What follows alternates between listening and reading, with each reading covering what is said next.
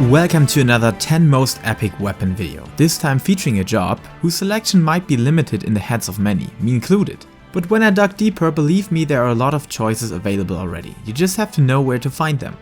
So, here's my top 10 Reaper weapons with which I hope to help you out in finding your perfect companion for the glamour you always wanted to create, so let us dive into it. Starting with the rank number 10, which I reserved for the basic Demon Slicer, that you can get from the job gear trader Granold in the Tempest when you did the melee DPS job quest back in Shadowbringers. No cost, no other requirements, just complete the job quest and you're good to go. And design wise, this is just the most basic but also badass scythe you will find, and one exceptional choice for minimalist glams looking to play the literal Reaper with a lot of Dark Souls flair in it, so we cannot leave this unmentioned here, right? The next one being the Paja War Scythe, featured in the Palace of the Dead content, where you need to gather either pool upgrades for your gear worn inside of the palace and then exchange it against either pool grips. Yet being the so-called lightsaber weapons, the scythe becomes much more relevant than the others because right now when making this video, there aren't many full glow weapons available for the Reaper, so this clean and bright glow over the whole weapon is definitely something many people will love and go for to stand out to the competition. Especially when you want to form a contrastful light glamour for your Harvester of Souls, and I absolutely like the Aglaia armor in white and black color schemes combined with this. Maybe something you can combine for yourself. The classical War Scythe takes the same approach in a much more toned down version, and even though this Matrix glam actually makes no sense in combination, it perfectly shows how versatile this weapon is. And while it is very minimalistic from its foundation, I love the clean and subtle blue glow on the edge of it, creating a mild highlight that gives the scythe a little extra touch compared to the ones without any glow at all. A good thing here, you can easily get this by either crafting or buying it from the market board, or by getting the augmented version for even less, because you can buy the cheapest weapon on the market board, put in some tomestones for the Crucible Rain, and save some gil for a very solid weapon. Next up, there's another Monsterum contestant here. And like I said on the Gunbreaker video, this dungeon offers a plethora of good looking gear and arms. So definitely leave this dungeon a visit or combine this with leveling your jobs from 80 to 90. Even though I like the Gunblade slightly more, this Monsterum Scythe should not be underestimated. And again, subtlety is key here as well. For me personally, this gives me intense Phantasy Star Online vibes from the enemy design you could find in the final dungeon, so a slight nostalgia bonus here. On the other hand, for all sorts of dark and evil outfits, this is a very strong choice in general.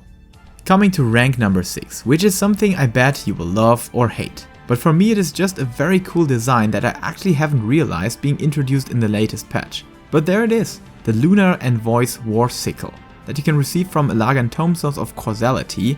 And while it was blocked behind currency from the last boss of Abyss's Normal for casual players, now you can get it, which is why seeing it wasn't that much of a common occurrence and only Savage Raiders had access to it earlier.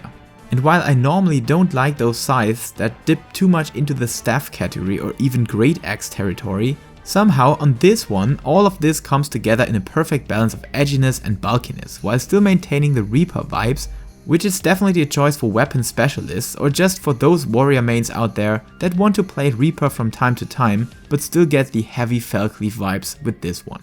Which is something you could technically say for the next one as well, but we also got the focus on glowing attributes we can find on the Paja weapons.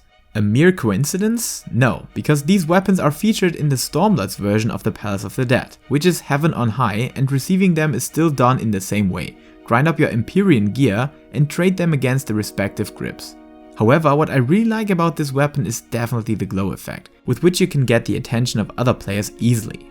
Especially as this is so deeply hidden inside of side content or content the game doesn't throw into your face at all. So meeting another Reaper with the same weapon that you have will rarely happen, and yes, it might lose the scythe foundation and body, but it offers a very unique design, color and screams for attention of others around you. I guess something you love or hate as well. Coming closer to the podium, there's one scythe that I have worn most of my time as Reaper, which is the War Scythe of Divine Light. Received from the first or even second Heavensward Extreme Trial, from which perspective you look at it, this is a beauty in many aspects. Yes, it doesn't scream particle effects or glow these fools to death, my friend, but it does glow indeed. And it also does that when you put it to your back, which is very rare and something I love about it. On top of that, what looks like an axe on your back becomes a true scythe when unsheathed. So we are basically getting all the best of the previous weapons, just in a very recessed way and gorgeous color scheme, which might not fit to the evil glams, but for all others it does. Alright, to the podium then. Yes, this here might be a weird choice and might cause some hefty question marks for some of you. But if subtlety and clean design are your top priorities, I honestly think this is a must. I mean, from the base of the weapon, this looks like the archetypical scythe any Reaper in fighting games would bring with. But compared to the arsenal we have in Final Fantasy, the little ornaments and details on the edge and shaft are just gorgeous, creating a very clean but effective impact on something that evolves from a basic hilt and glowless design. But wait, there is a glow in it, right? Yes, the thing connecting shaft and blade, which gives me insane Forgiven Obscenity vibes. And as you know, this fair lady is one of the most beautiful combination of pixels this game has to offer, so every bit of reminiscence of her must be appreciated. Oh, and where do you get this Revel Keeper Sickle? Right inside the depths of the level 75 Shadowbringers dungeon, which can be done with a trust party as well, for those of you that don't want to share possible loot with other players.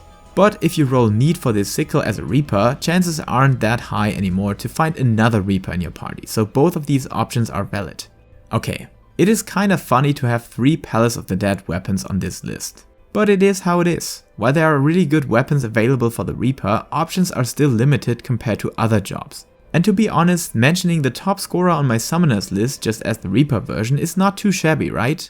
Because this Kinna Sickle is dope and perfectly emits Reaper energy all over it. You could easily make a Necromancer Glam with this as well, but there are many more possibilities that come to my mind. Especially as, unlike the Gunbreaker one, we do get the nice black and red contrast again, and this is much more in line with the best Kinna weapons out there.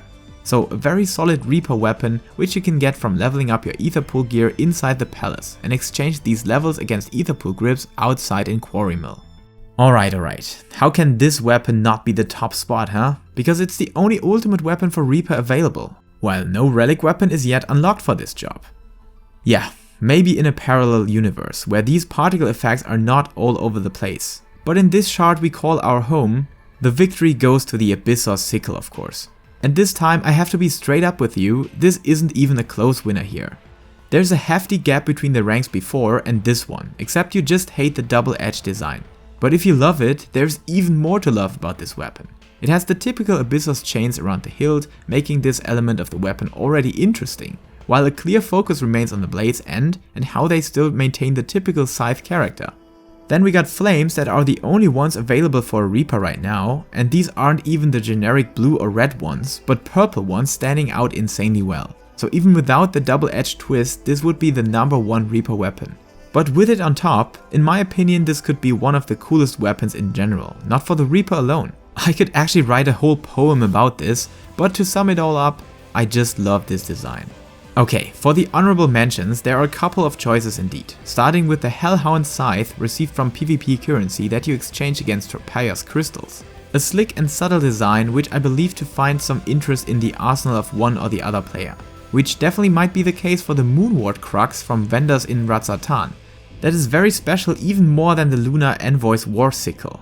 But for those with Warden or Night Elf glams in mind, maybe the only choice and a sick one indeed. And yes, the Sickle of the Round is not too bad either, but something about this makes me feel like it had been designed super randomly. And if nobody had a clear design in mind, which directly leads us to the Sickle of the Heavens. Very unfortunate, because it has some good potential like the Thornton one as well, but I still don't get why they fucked up some of these weapons so badly. I mean, the Red Mage one looks amazing, not perfect, but leaks better than this bloody mess of particle effects. Yet, to stand out and grant your outfit the "oh shit, look at that crazy bastard" effect, it is well suited, I guess. So, that's it for my list again, and I hope you can reap some inspiration from it. But that being said, I would love to know your personal favorites, especially as choices are so limited still. So put your ideas into the comment section and stick around for more top 10 weapon videos very soon. Until then, stay safe, reap some souls, and keep loving Final Fantasy.